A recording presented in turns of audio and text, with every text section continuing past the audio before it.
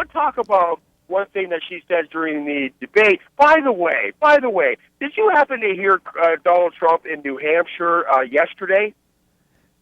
I listened to a lot. What was it? Talk to me. Well, he had a rally there, and I'm listening to this, Carl, and I've heard the same thing over and over again. Yeah. No, I was on the road yesterday. I was trying to think what I was doing yesterday. I was on the road all day, so no, I didn't. Where are you going with this? Well, you've heard many of his rallies, so you probably expect to listen to the same thing over and over again, which I do also. I normally don't listen to the whole thing. But yesterday I tuned into his rally in New Hampshire, the Live Free or Die state, and there's Donald Trump. He's standing before tens of thousands of people, and this Donald Trump was off the hinges. I mean, he was hitting it out of the park with every sentence. He had me sitting on the edge of my seat. I mean, the guy was awesome. I kept thinking, where was this Donald Trump on Monday night?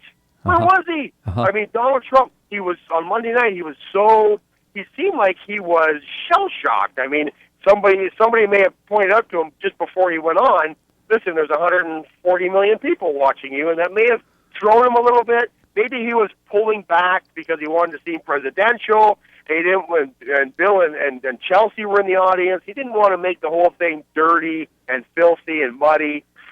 But I think he may have pulled back a little too much if that's the case, because there were several times, especially one time when Hillary Clinton set him up with the perfect softball.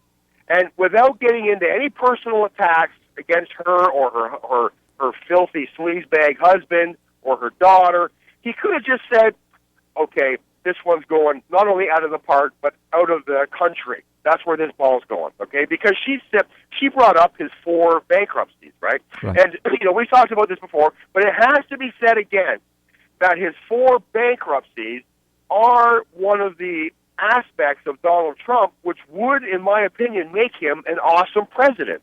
Because Donald Trump does not own 4 companies. Donald Trump, the Trump organization, owns 500 companies. Right. And so what Donald Trump does is he audits all of these companies, the ones that are producing and sucking the life out of the tree, he cuts that branch off. Right. And he uses the laws of the land to allow that branch to shrivel up and die and go away, right? And he hinted at that during the debate, but he could have said, look, you know what? There's so much government waste when I get into office and I get access, because, let's be honest, he's not the president. He doesn't have access.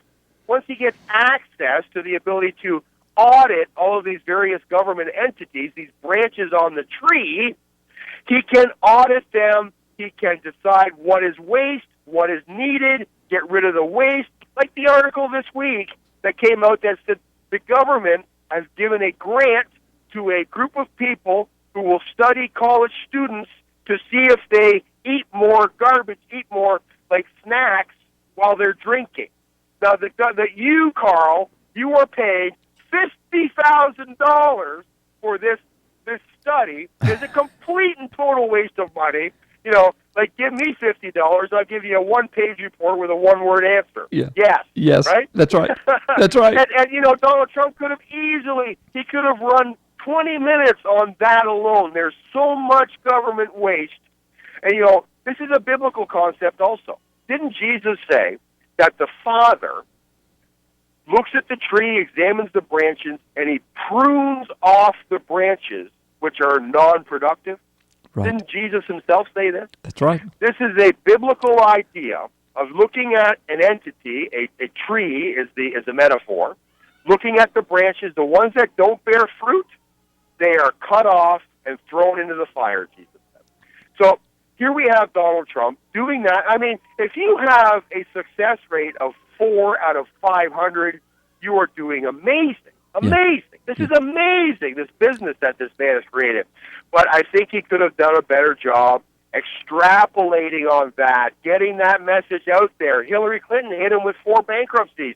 He could have hit her back with all this government waste and 496 success stories. And all he had to do was say, Hillary, I could address that, but you wouldn't understand it. It would be above your head because you've never run a corporation or owned anything in your life. You've always been a government employee or an attorney.